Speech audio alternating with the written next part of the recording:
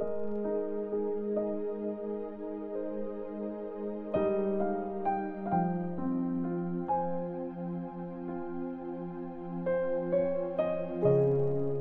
chapter 1. Dear Theophilus, sinulat ko sa naunang book ang lahat ng sinimulang ituro at gawin ni Jesus hanggang sa araw na inakyat siya sa langit. Bago siya inakyat, binigyan niya ng utos ang mga pinili niyang apostles sa kapangyarihan ng Holy Spirit.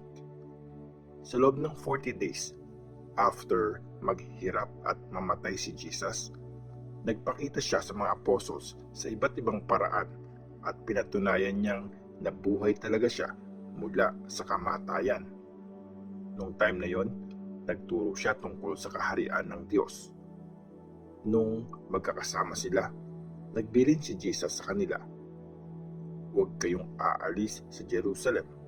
Hintayin niyo yung pangako ng Ama na sinabi ko sa inyo." Nagbaptize si John gamit ang tubig, pero sa mga susunod na araw, mababaptize kayo ng Holy Spirit. Inakyat si Jesus sa langit. Nung magkakasama ang mga apostles at si Jesus, nagtanong sila, "Lord, ibabalik niyo na po ba ngayon ang kaharian sa Israel?" Sinabi ni Jesus sa kanila, "Hindi niyo na kailangan pang malaman ang mga bagay na ang Ama lang ang nagdi-decide. Pero tatanggap kayo ng kapangyarihan pagbaba ng Holy Spirit sa inyo. Magiging witness ko kayo sa Jerusalem, sa buong Judea, Samaria, at sa lahat ng lugar sa mundo." Pagkasabi niya nito, inakyat siya sa langit. Nakatingin sa kanya ang mga disciples hanggang sa natakpan siya ng ulap.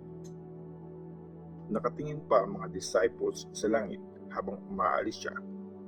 Biglang may lumitaw sa tabi nila na dalawang lalaking nakaputi. Sabi nila, "Mga taga-Galilee, bakit kayo nakatayo dyan at nakatingin sa langit?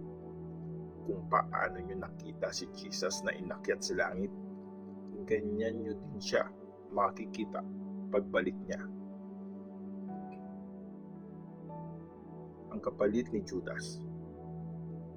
Bumalik ang mga apostles sa city ng Jerusalem galing Mount of Olives. Halos 1 kilometer ang layo nito sa Jerusalem. Pagpasok nila sa city, umakyat sila sa kwarto kung saan sila nag-i-stay. Nandun sina Peter, John, James at Andrew, sina Philip at Thomas, sina Bartholomew at Matthew, sina James na anak ni Alphaeus, Simon na makabayan, at si Judas na anak ni James. Madalas sila nagpipray ng sama-sama. Kasama nila ang ilang mga babae at si Mary na nanay ni Jesus, pati yung mga kapatid ni Jesus.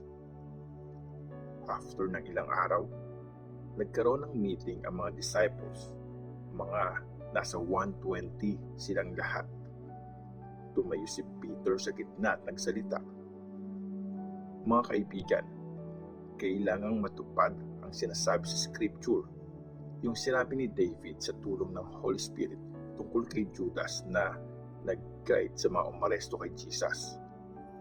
Kasama namin si Judas dati at pinili din siya para magkaroon ng parte sa pagsaserve namin. Gamit ang perang nakuha niya sa pagtatraidor, bumili ang taong ito ng lupa. Bumagsak siya doon. Una ang ulo, tapos pumutok ang tiyan niya at nagkalat ang mga laman loob niya.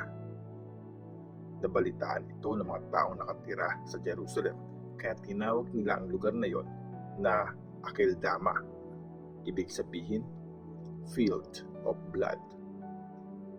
Nakasulat sa Psalms, "Ang bahay niya ay layuan ng iba, at huwag niyong hayaang dito ay may tumira." Sinasabi din, ibigay sa iba ang trabaho niya. Kaya kailangan namin ng isang tao na sasama sa amin sa pagsasabing totoong muling nabuhay ang Panginoong Jesus. Dapat isa siya sa mga kasama namin sa buong panahon na kasama namin nagmimisyon ang Panginoong Jesus. Simula nung nag-preach si John tungkol sa baptism hanggang sa araw na inakyat si Jesus sa langit. Nagsuggest sila ng dalawang lalaki, si Joseph na tinatawag na Barsabas na kilala rin sa pangalang Justus at si Matthias naman yung isa. Nag-pray sila, Lord, alam niyo po ang nasa puso ng lahat ng tao. Ipakita niyo po sa amin kung sino sa dalawang ito ang pinili mo para maging apostol, kapalit ni Judas na pumunta sa lugar kung saan niya deserve mapunta. Nagpalabunutan sila at si Matthias ang napili na isama sa grupo ng 11 apostles.